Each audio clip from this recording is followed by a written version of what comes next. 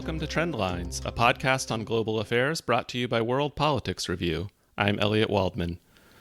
Just a quick note before we get started that if you enjoy this conversation on Trendlines, you can get more of WPR's news and analysis directly in your inbox by registering for our free daily newsletter. You'll also get a code for a 25% discount off an annual subscription. To sign up, go to wpr.pub/trendlines. That's wpr.pub/trendlines. If you spend a decent amount of time on the internet, like I do, chances are you've recently come across the word decolonization being applied to a wide range of subjects. In the eyes of many scholars and commentators, myriad aspects of our lives, including our wardrobes, our bookshelves, and our diets, are ripe to be decolonized. In a recent article for the New York Times, my guest today observes that, quote, in the past few years, decolonization has gained new political currency inside the borders of the old colonial powers.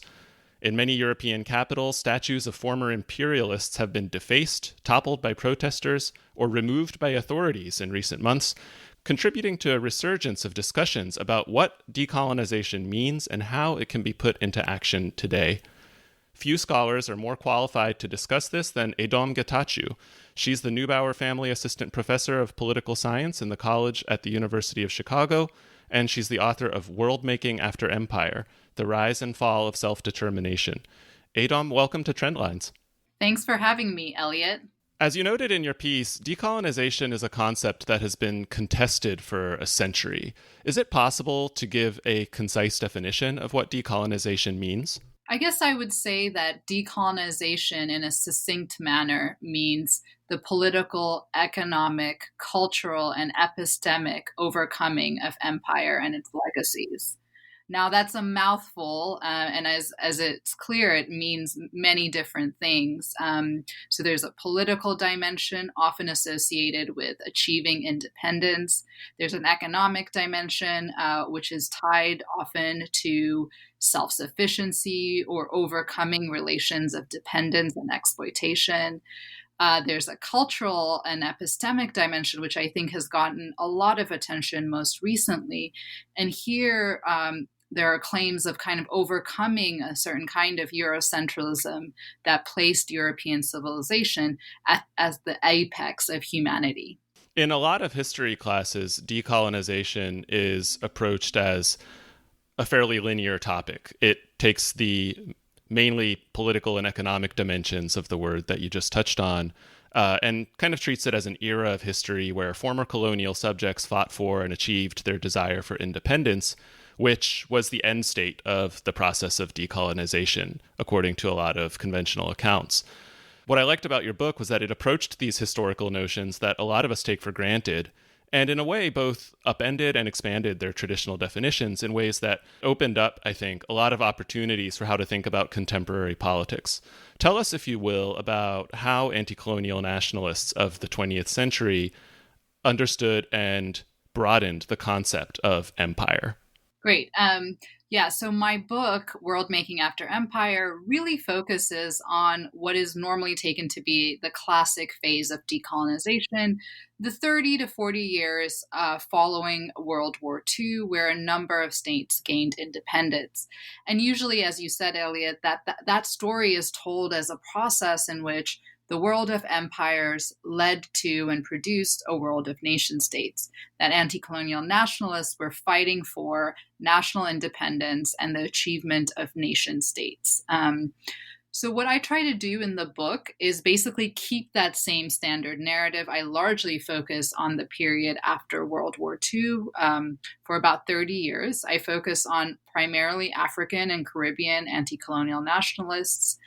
And I try to argue, or I make the argument that they had a view of decolonization that went far beyond the achievement of national independence. They wanted to transform the world. And this view, which is the kind of the title World Making After Empire, stemmed from a critique of imperialism that also saw imperialism as a globe-spanning project. So this view of empire as globe-spanning begins in 1492 with the expansion of Europe into the Americas, with indigenous genocide and the transatlantic slave trade.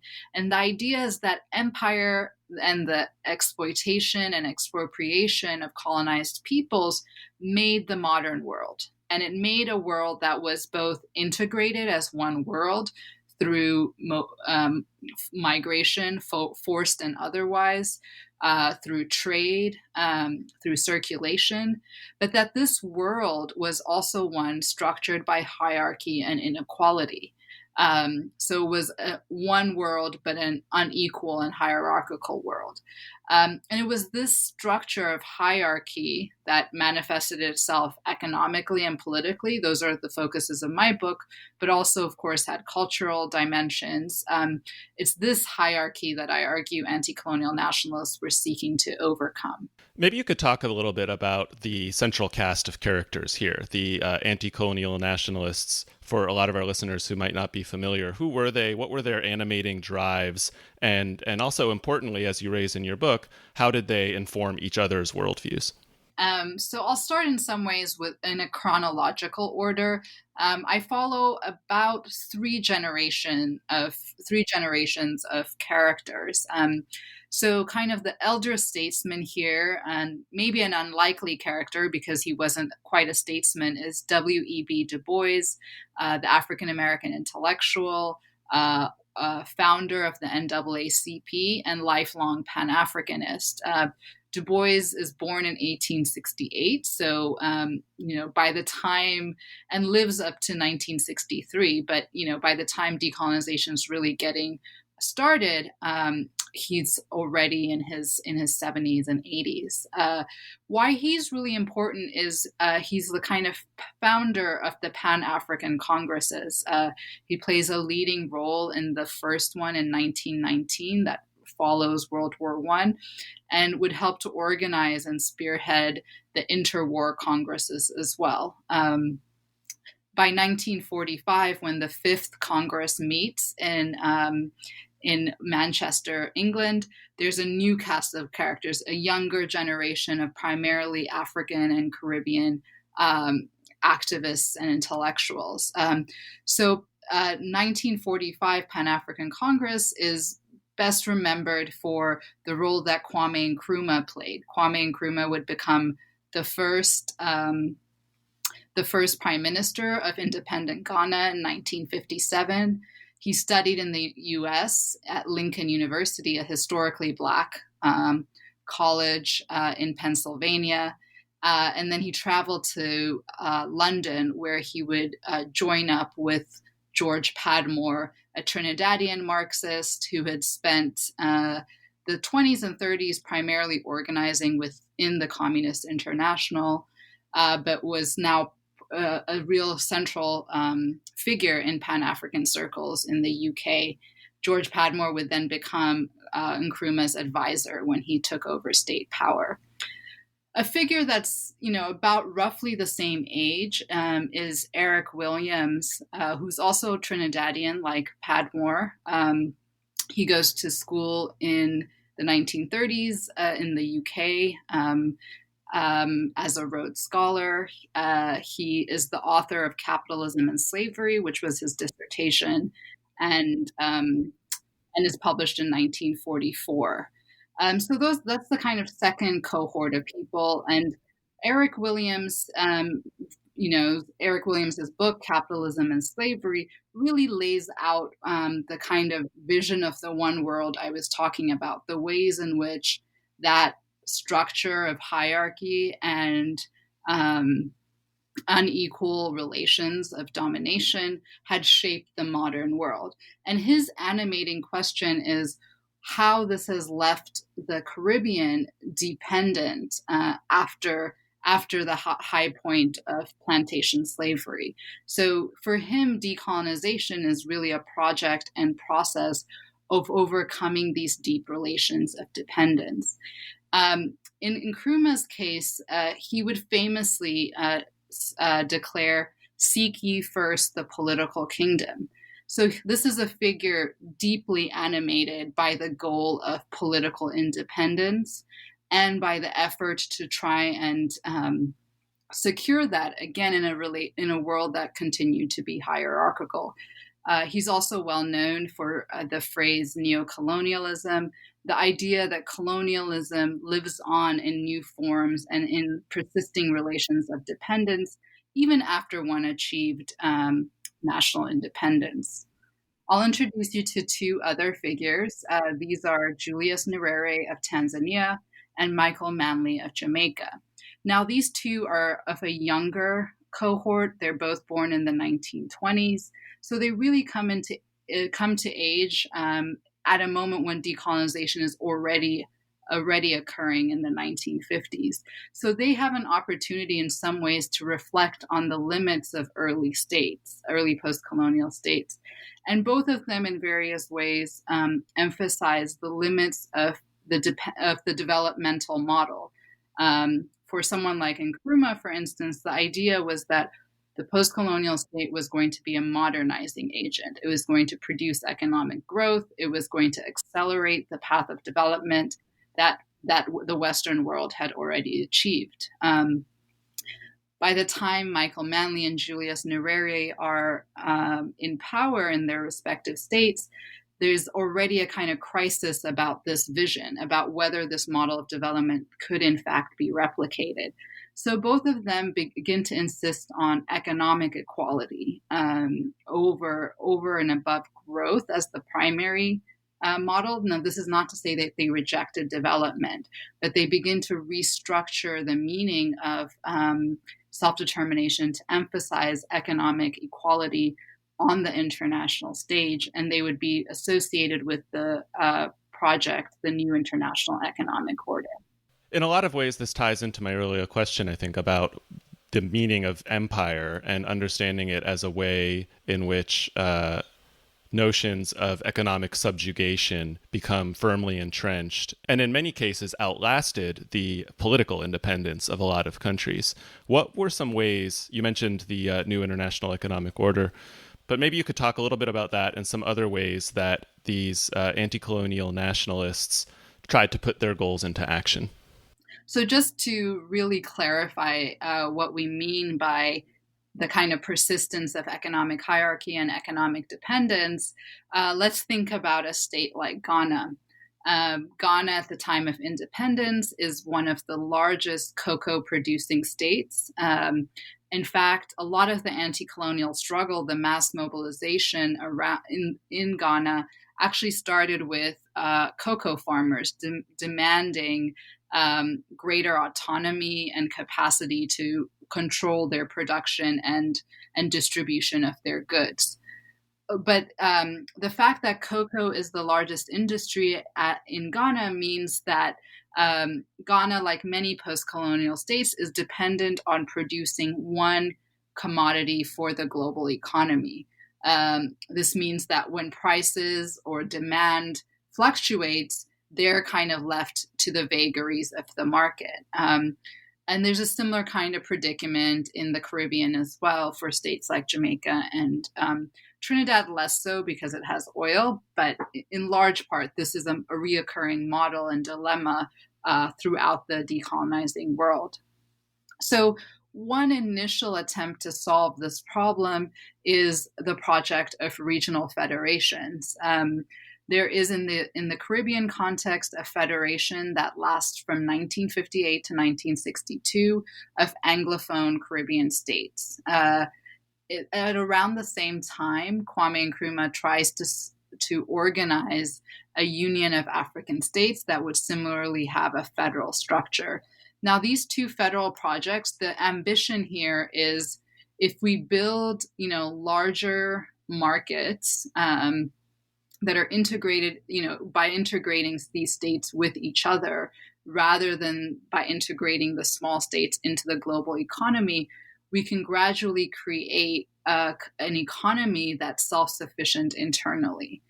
So we can sort of be less dependent on the global market and create a larger federal domestic market by which we can produce the goods we need for ourselves and be in a better political and economic bargaining position vis-a-vis the rest of the world. Kwame Nkrumah and Eric Williams are both advocates of this vision of federation. And in both of their viewpoints, this involved creating a very strong federal center, one that was capable of taxation and redistribution. So even though these visions are being articulated at the same moment that the European Economic Community is coming into being, it's quite a different model in the sense that it really imagines political integration as a necessary part of economic integration. Now, both of these projects fail largely because there is a criticism of the strong federal state model that Williams and Nkrumah are pursuing. After the federations fail, the crisis of being a primary goods producing state was exacerbated in the late 1960s. And this was due to a problem called the declining terms of trade. So in this period, post-colonial states see the prices for their primary commodities declining rapidly on the global markets. And this means that, they have to amass more and sell more in order to be able to purchase the goods they need for development, right? Everything from tractors, a very famous example from Nyerere's speeches would be, the need to buy tractors for kind of industrializing farming. So in this context, there's a call for the new international economic order. And this project kind of gives up on the regional model, and it says, okay, we live in a global economy. It is already an integrated international economy, and it's structured by a division of labor, just like the domestic economy is. And in the international picture, post-colonial states are the workers, just like there were workers in the domestic economy. So the argument of the new international economic order is let's scale up the structures of redistribution that had generated some forms of equality within the developed world. And the scaling up would be a welfare world. So a way of trying to think about what the welfare state had done for workers within domestic economies and trying to think about how that might be transported into the global economy. Now, this vision, of course, had to realize this scaling up without a global state. So there were never direct mechanisms of redistribution planned under the NIEO, but what they tried to do is articulate more indirect forms of redistribution, everything from stabilizing of prices to setting up commodity associations that could negotiate prices, to creating special mechanisms and special financing for developmental aspirations. And this idea was that this was a structure by which the world could be governed as one economic unit with the aim of equalizing relations between global north and global south. Where do these initiatives stand now? Well, I mean, I think the narrative of the book, at least, traces a rise and fall story. It is a story in which there is a certain high point of anti-colonial world making and that is the 1960s and 1970s, and that high point gradually declines. And the story of decline and fall, I think, should really be told as a story of both the internal failures of the anti-colonial project and the external critique and rejection of this project. So let me start with the internal story. The internal story has to be connected to the ways in which the crises of the post-colonial state in the 1970s especially begin to undermine from within the vision of decolonization as independence and economic equality. The 1970s is a moment when many projects of post-colonial state making have devolved into authoritarianism, into civil war and violence. So the domestic vision of a independent state that guarantees and secures post-colonial citizenship is fraying from within. At the same time, there had been since the 1950s critiques of self-determination and decolonization, but these critiques grew louder in the 1970s and would be very purposefully articulated against the vision of international economic equality being put forward under the NIEO. I think related to this external critique is the fact that as the debt crisis begins to loom in the late 70s and and then early 80s, the kind of whatever bargaining power post-colonial states did have in the 60s and early 70s begins to wane, right? Whatever sort of overtures global North states, including the United States, are willing to make early on dissipate. I think these kind of, especially this last dynamic, is only exacerbated by the end of the Cold War. So I think there's an important role that the Cold War played as the background condition for this story of anti-colonial world making, in the sense that the competition of and the bipolarity of the world allowed smaller peripheral states to be able to mobilize and articulate a third position and secure some sort of concessions, sometimes just rhetorical concessions, to be frank, from the play of the superpowers. A kind of the unipolar world that follows 1989 is not one that kind of yields to that kind of politics. So I think there's both a kind of rhetorical story or ideological story insofar as that, and kind of the ambition of self-determination, the kind of promise of self-determination by the late 1980s really no longer has the moral and political purchase it had for people in the global South as well as elsewhere in the 1960s. And alongside that, the structural conditions of the world order have been radically transformed by the end of the Cold War. The timing of this conversation is notable, I think, given that it's the 60th anniversary of the so-called Year of Africa in 1960, when 17 different African nations gained independence. And that was part of a broader wave of decolonization that bolstered the membership of the United Nations. And as you discuss in your book, a lot of these nations tried to push the UN in a direction that emphasized a non-hierarchical world order and a respect for self-determination. How did that pan out?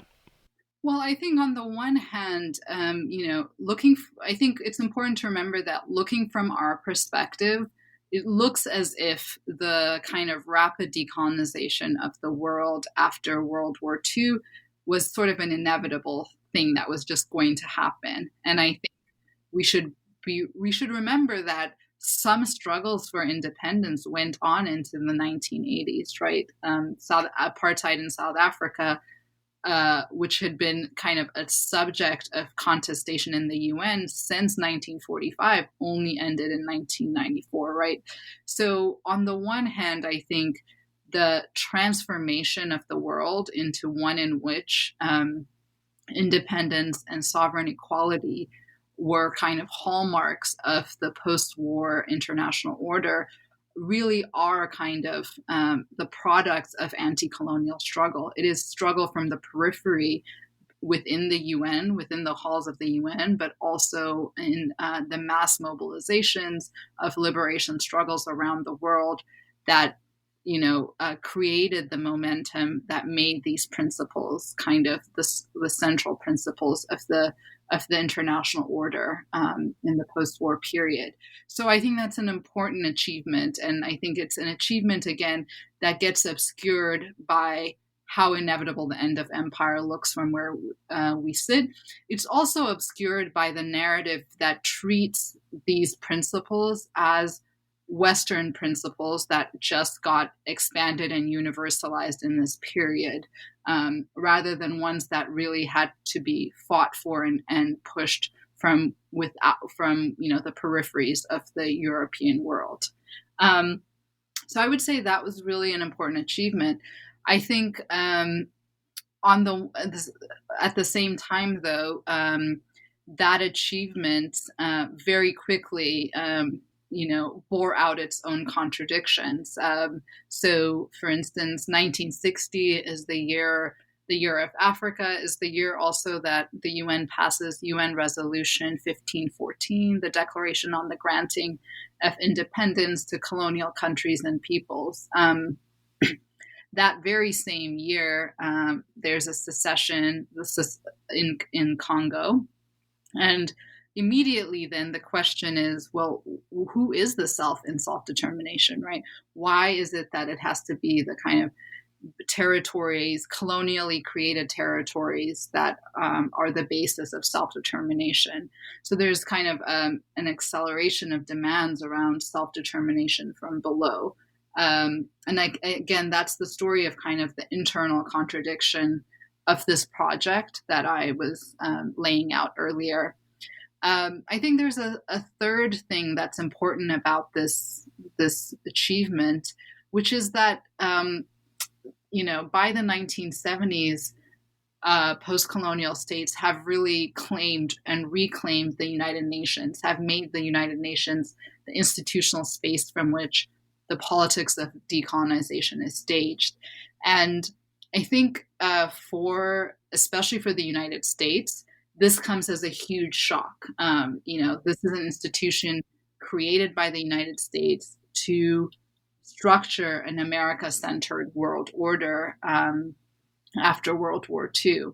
And, I don't want to directly trace the current relationship between the U.S. and international institutions to this point, but I think that it contributes to a broader American defection from international institutions. In your piece, you wrote about some of the ways that decolonization could be put into practice today, namely through a process of reparations and restitution to former colonies, including the return of stolen artifacts to their rightful homelands. You also wrote that colonialism lives on inside Europe's borders, and Europe itself must be decolonized. What did you mean by that? Yeah, that's a great question. I mean, one thing I want to say, which the New York Times piece doesn't really touch on, and which a number of people have pointed out to me, is that we really ought to think of settler colonies like the United States, Canada, and Australia as falling within the same rubric, as still in need of decolonization. And it's important to note that since the kind of end of the kind of project of anti-colonial world making I describe in the book, I think the most vibrant thinking about colonialism and decolonization has been articulated by Indigenous people struggling for autonomy, independence, claims over land in the United States and in other settler colonies across this hemisphere and around the world. So I just want to preface with that, because I think it's really important, and the piece sort of left that part of the story out. So I think what I meant by the idea that colonialism lives on in the metropoles is, if again we think about the story of empire I tell in the book, in which it begins with the transatlantic slave trade, right? It's a story of international racial hierarchy and unequal integration. There's two ways I think we can think about how that structure lives on within the boundaries of Europe. One is just a very clearly that the cities of the metropoles were made by that structure of global trade and global imperialism, right? So there's a kind of, for instance, I describe the museum in Brussels, outside of Brussels, that King Leopold built, and that museum, both the physical structure of the museum and the holdings of the museum are direct extractions from the Congo, right? So there's a way in which the very built environment, and I think this is why statues have become such a focal point of agitation, is because they're one clear condensation of the way that the built environment indexes that history and legacy of imperialism. And the second, I think, is that structure of hierarchy lives on in the sense of the unequal position of immigrants, many of whom are from the former colonies within Europe. The same can be said again of the United States vis-a-vis indigenous peoples and African Americans. We've also seen in recent years a nearly unprecedented wave of global migration across the world. I'd be curious to hear your thoughts about how that fits into this broader project of decolonization. There's one person's work I just want to note here, and that's the legal scholar Tendai Achiume, who's at UCLA Law School and wrote an important article last year called Migration as Decolonization. And she makes the case, again, that given the historical relationships between France and West Africa, or France and the Middle East, for instance, and the ways in which those relations of exploitation and domination have made France what it is today, that we ought to think of patterns of migration as projects of decolonization, and that opening up or creating migration streams that recognize and acknowledge those historical relations ought to be part of how we rethink migration. Again, I want to say the same can be said about the United States vis-a-vis its relations of intervention, economic, both economic and military intervention in Central America, as another kind of example of how we might think about the ways in which historical relations and historical and contemporary relations of kind of colonial domination have created certain kinds of migration patterns, and that we ought to think about migration as one site of restitution and reparation. The other thing I want to say about migration, though, is I think it's really true that there has been a kind of, expansion of global migration patterns in the last, few years. But I think so much of the attention has been on migrants coming to Europe or coming to the United States. We should remember that most migrants never leave the regions from which they are from, which means that it's other poor, under-resourced states that are often playing host to most migrants and refugees, right? Some of the largest refugee camps are in the Middle East and in sub-Saharan Africa.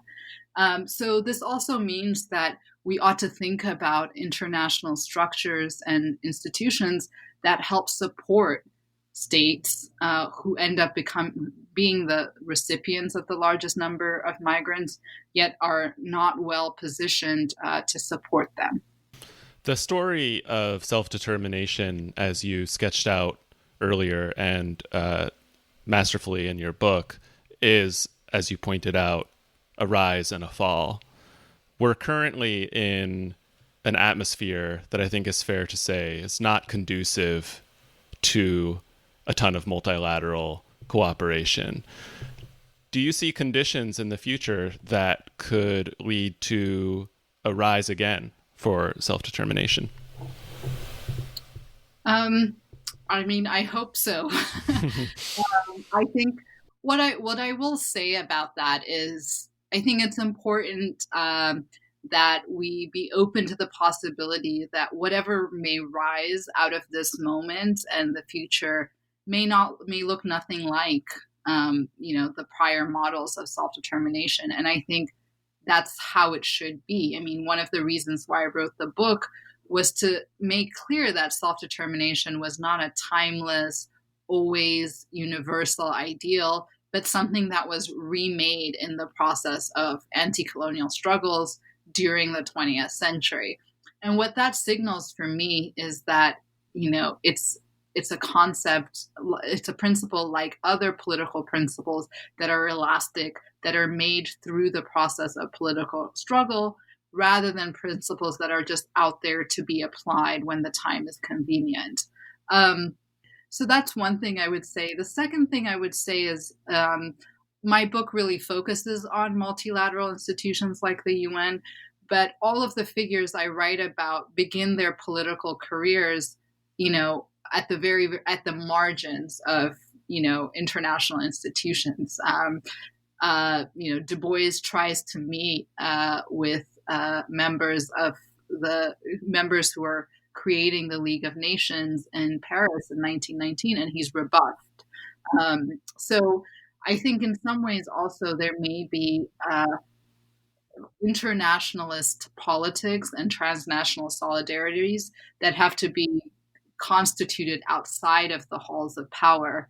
And maybe this is a time in which those forms of politics can take root, even if that multilateralism seems far off from today.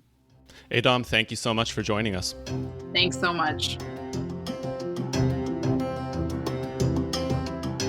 Adom Getachew is the Neubauer Family Assistant Professor of Political Science in the College at the University of Chicago. She's the author of World Making After Empire, The Rise and Fall of Self-Determination. If you'd like to comment on the discussion, ask a question, or even suggest a topic for a future episode, drop us a line at podcast@worldpoliticsreview.com. Trendlines is produced and edited by Peter Dury. You can follow him and WPR on Twitter.